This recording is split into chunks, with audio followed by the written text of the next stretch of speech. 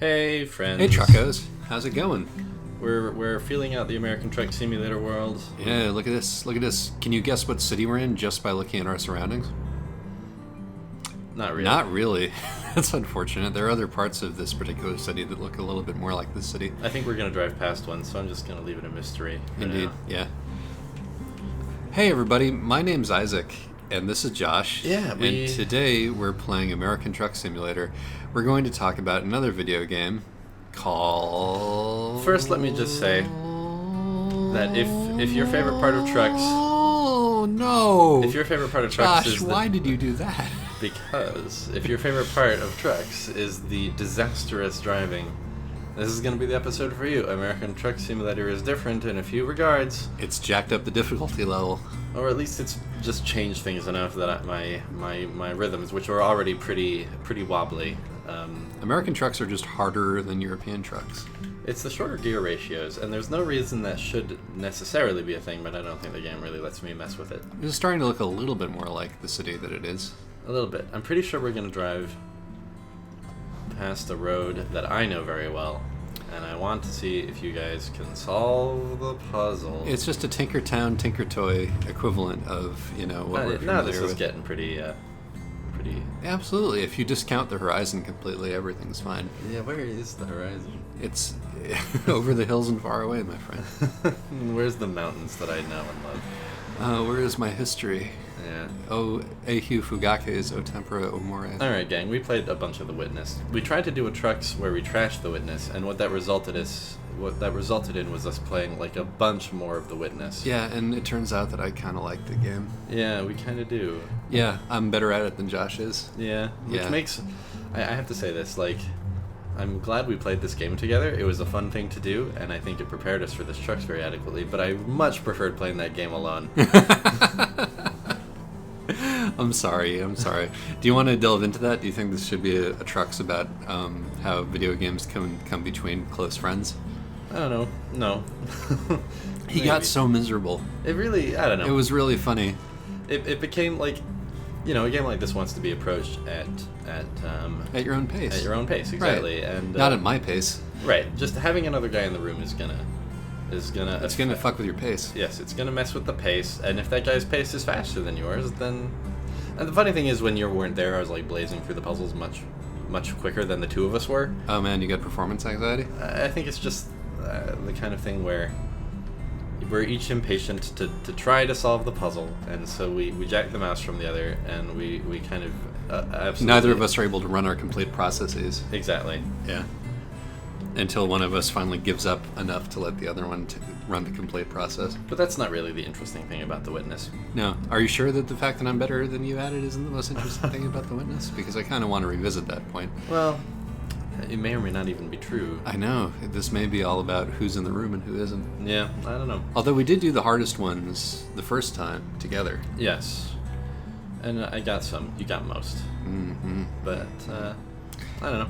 I don't know. I don't know if we should let this point go. It's just, it's really interesting. How do you guys feel about The Witness? I Yeah. feel like the Witness is a divisive game. There's two schools of thought. The New Yorker thinks that it's brilliant. The New York Times probably also. You know, all those magazines that rarely write about video games, but sometimes, you know, they maybe watched Indie Game the movie a while back, and so they're following John Blow's work. Yeah. You know, they think it's great, and they have a point, I think. Like, it's, as a piece of design, it's very sound. As a piece of art, it's at least very confident. It's clearly... It has a defined aesthetic. Yes, it knows what it's trying to do. Mm-hmm. And that's, you know... That's great. It's more than I can say for a lot of fucking video games, but it doesn't exactly make it high praise. If you live in a world where video games rarely seem intentional, I can see how The Witness would be a bit of a revelation, you know? Yeah. But we don't live in that world. No, we don't. We live in the world where we take it for granted that a video game is an art object, and then we critique it ruthlessly based on how successful it is at approaching its ends. Yes, which I think is the way this game would like us to approach it. Exactly. This is we're on the cutting, the bleeding, the foaming edge of this. We're on the cresting wave of this discussion, and it was San Francisco. It was. I don't think we... Now we're outside it. I don't It didn't really look like San Francisco at any point. And there, we're going to Barstow. There are other ways of going. going. There are other ways of driving through San Francisco in this game, which look more like San Francisco. And this, to be fair, looks a lot like the California coast. It sure does. It definitely does. Even though we should be heading inland shortly. So here's the deal, right? Mm-hmm. The question is not whether The Witness is pretty to look at, which is a aesthetic thing. I personally have warmed up to it. It took me a while to warm up to it, but I've warmed up to the way that it looks. There's something pleasing about its colorful plasticity. Yeah. It's whether it succeeds in its aims, B, if it communicates its aims, Mm-hmm. and C, if it is a big old pile of smuggo while it's doing it. The answer to C is clearly yes. Yes. But, like... Do you guys know about The Witness? You yeah, probably should we right? discuss it? So anyway, John Blow made Braid, and everybody loved it, even except me. I didn't like it. And then he went away for how many years? Almost 9. They then went away for 9 years and made this game while he was away doing that. Is this game 9 years of good? Maybe not. Maybe so. It's hard to say. But it's here anyway. He's got this imprimatur behind him. He's got a budget behind him. He's got beautiful office space, which we get to see. At least we assume that's the real office space. Yep. And it's a puzzle game. In this game, you're on an island. There's no exposition or anything. Nobody explains to you how anything works. You have to solve via the process of induction. Is that the word that I want? Yeah, there's some inductive reasoning there. Yeah, you have to figure out what the puzzle wants you to do by doing the puzzle. And then they get more and more and more complicated as you move through the island and see all of its spaces. The island takes the place of basically a series of ruins. Mm-hmm. A place that was designed maybe to live in at one point, but there is no longer anybody there. Mm-hmm. It's kind of in a state of decay for the most part. Isn't this just the most video games thing you've ever heard? Yeah, the Shadow of Mist lies extremely heavily on this game. Oh yes, and it makes some intentional references to Mist, which, it knows its influences. And eventually, if you solve all the puzzles, you get to solve all the puzzles again. Yes. That's the end of the game. The island is strewn with audio logs and video logs. The audio logs are quotes from various philosophers and historians and scientists read aloud by actors. Mm-hmm. A couple theologians in there. They're mostly insufferable. Yeah. The video logs are things are again mostly, not all, talking heads espousing a particular point of view. From 1970s television, it would seem. And then there's one Tarkovsky movie, or an excerpt from a Tarkovsky movie, which is... You might know the shot. It's the one where he's carrying the candle across the empty pool and trying to keep it lit, and it's like a grueling 15-minute shot because the actor genuinely fails at that a couple times, has to go back, the candle goes out. It's a choice to put that in your game because as a piece of art, it makes everything around it look shit. Yeah. Because it's clearly better than everything around it. Right. And he puts a puzzle in it. This is the gesture, as far as we can tell in The Witness. The thing that The Witness does, spoiler alert, is all of the puzzles consist of guiding a line through a maze, and it would be misleading to say it's all the same puzzle, but they are all based on this they're all based on this same architecture. Like there are various constraints applied to the line and the maze, but after a while of that, it in theory, you begin to notice it suddenly dawns on you. You have the earth-shattering epiphany that there's a few lines and dots scattered around the landscape of the world. Yes, and if you stand at just the right angle, you can solve the environment too. Yeah, which is my favorite part of the game, even though Josh doesn't like it as much as I do. It's all right. But that's very clever. There's all these environmental puzzles scattered around among the regular puzzles. Right. The most clever part of the game, in my opinion.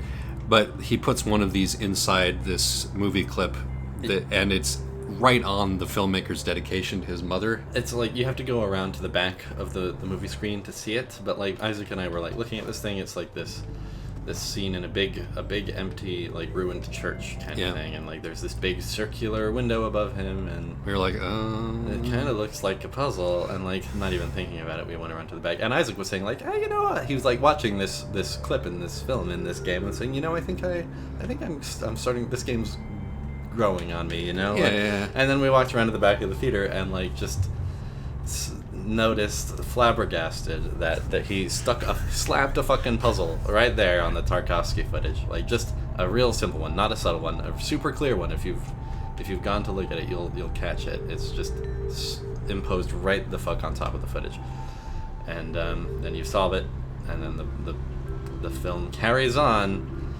and like the words appear over the screen, dedicated to the memory of my mother. Yeah. Like Tarkovsky. Like, yeah. Oh. And like, come on. You like it's. So this is part C from before, the smuggo problem. Yes. This game has a suffocating air about it. I would say it really seems to believe that it is on a level with Tarkovsky, which is it simply isn't. Right.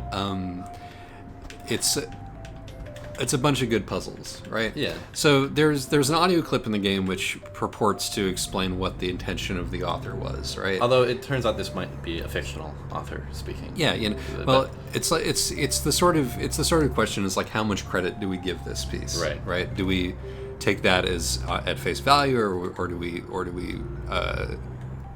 because if we take it at face value, then the game fails in its intention. Sure. Because with the game, this audio log says the game is trying to do is to create a sort of meditation island away from everything, where people can go and sort of solve puzzles while they contemplate the eternal verities, which is what the audio logs are about. Right. And enter a sort of meditative state. And incidentally, it's something that Talos Principle did pretty well last year. Yeah.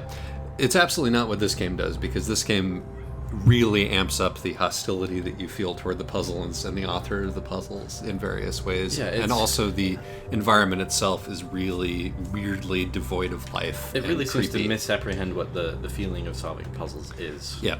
So if we take that at face value, then this game is a failure in its intent.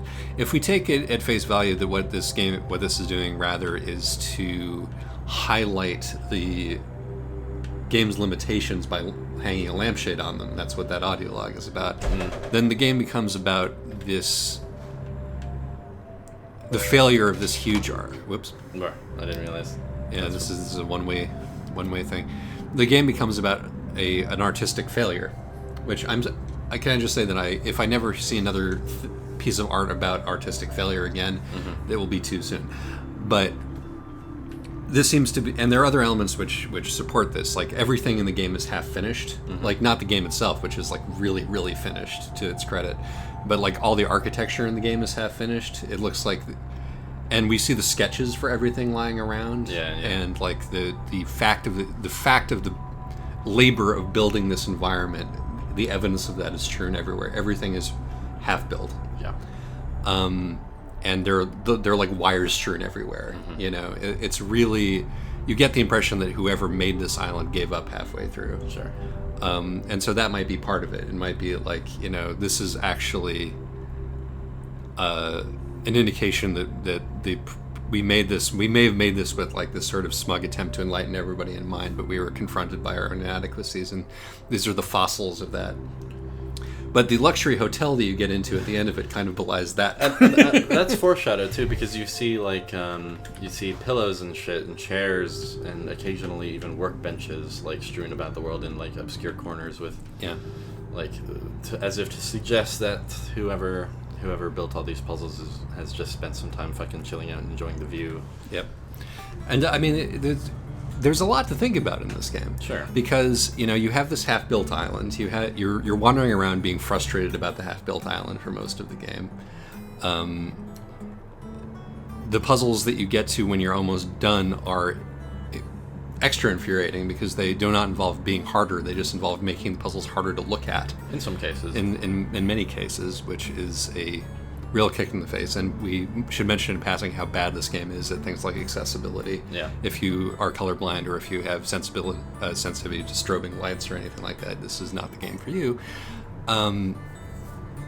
There are, but when you get to the end of this, and you unlock the secret credits area, It's a fully finished luxury hotel spa, as in, like, this is the exact opposite of what this island is supposed to be. Like, this is, this is supposed to be like Meditation Island, where, you're sitting on a rock and thinking about the eternal verities, and then, there's a pool and a restaurant, and throw pillows everywhere. And this whole place is like littered with little audio logs, which, when you play them, are the credits. Yeah. And it's extremely sumptuous and well developed, more so than you would expect an environment that's solely there to be the credits environment to be. Yeah. And then finally, there's the video piece that tops the whole thing off. Yeah. Which is of ostensibly the creator. Or something. I think it could actually be supposed to be you, the player. Yeah, or we assumed the first time that it was John Blow.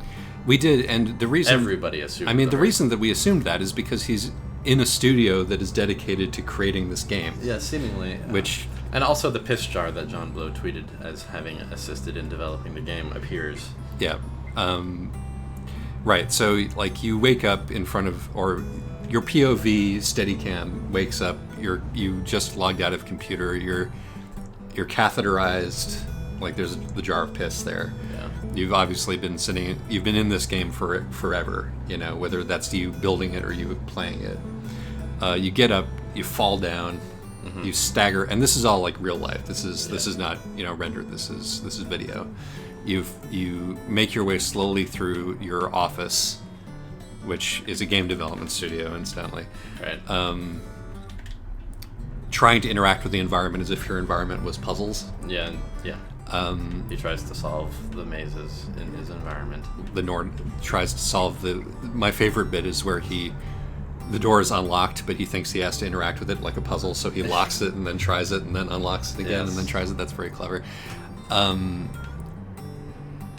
That kind of looks like a puzzle from this game. It lacks a line. Well, the thing is, we need to get closer to the sun so that it can be a perfect circle. So, and then the line will be the.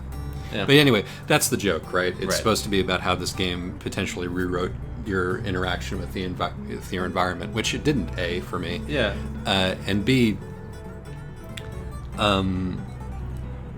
It's hard to know what the point is beyond look at how much effort we put into this useless thing. Right. So, like, I feel like I've been talking too much. Well, is it an art object? Yes, I think that it's totally reasonable to call this an art object. Hey, Bakersfield. Is it? I think it's complicated enough in what it's saying to be worthy of discussion, which is great. Unfortunately, I don't think that it has a great deal of significance beyond its complexity. Yeah. It doesn't feel very successful. Yeah, it feels like an object that is very complete, but that in terms of what it was trying to do, the point was kind of salvaged at the very end. Yeah. Rather than having been built around it.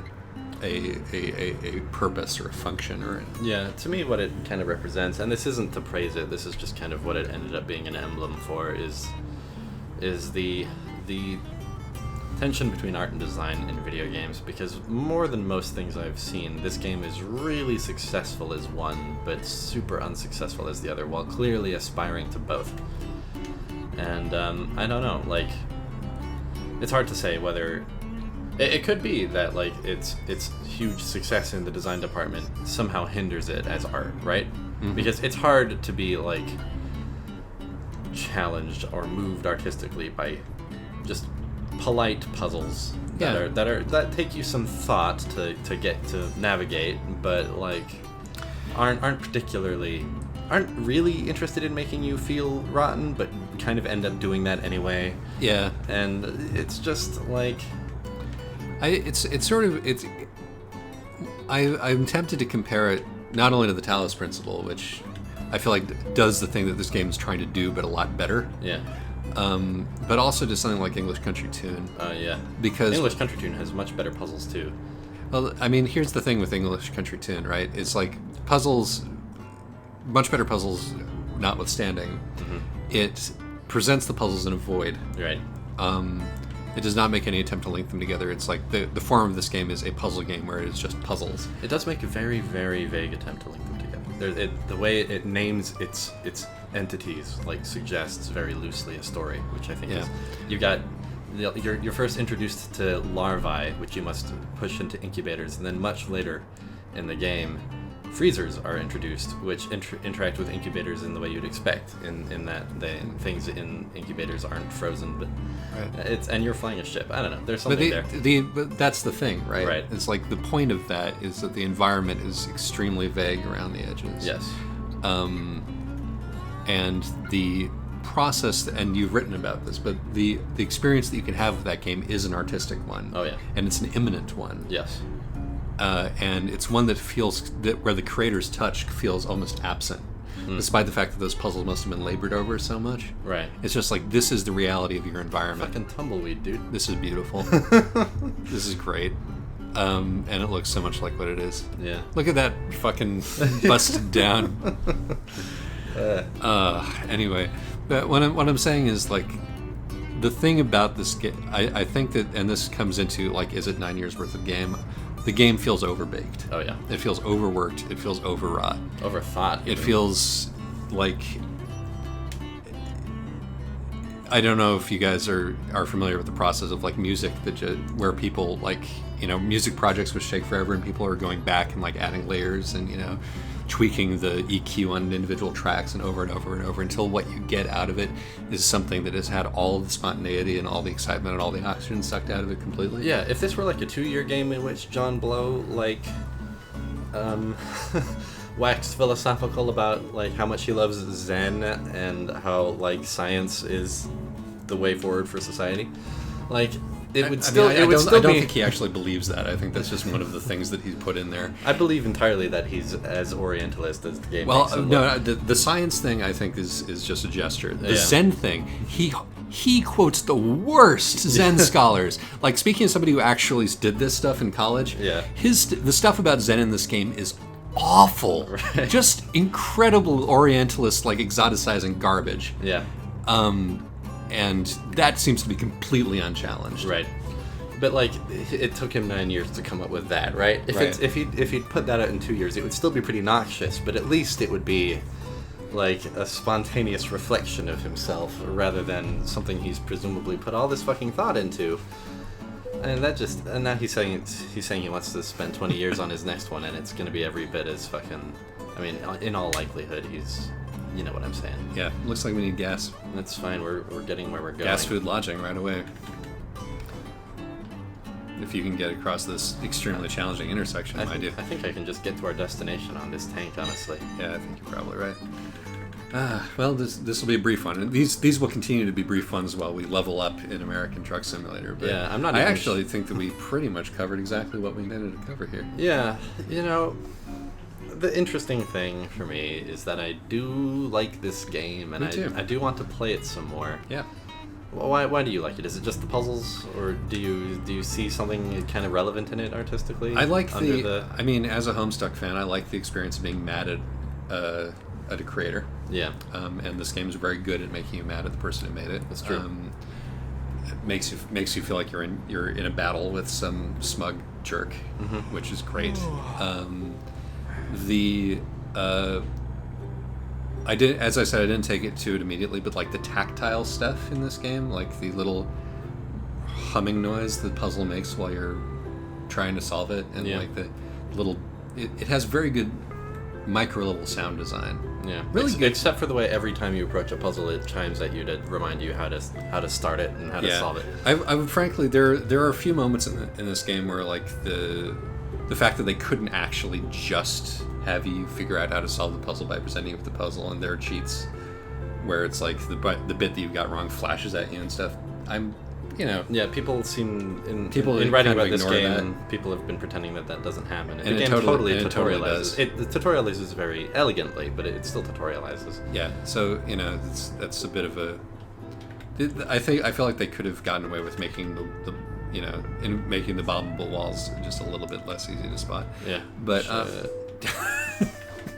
It's the way that you seem to like look, see the car coming, and then go forward that really gets me. It's me thinking, well, I can't brake, Or else I will fall back down the hill. And see, what I've got to do is my engine retarder isn't on any button on my control pad, and I need that thing. You do. We'll have to figure that out. Yeah. But yeah, that's why I like it. How come you like it?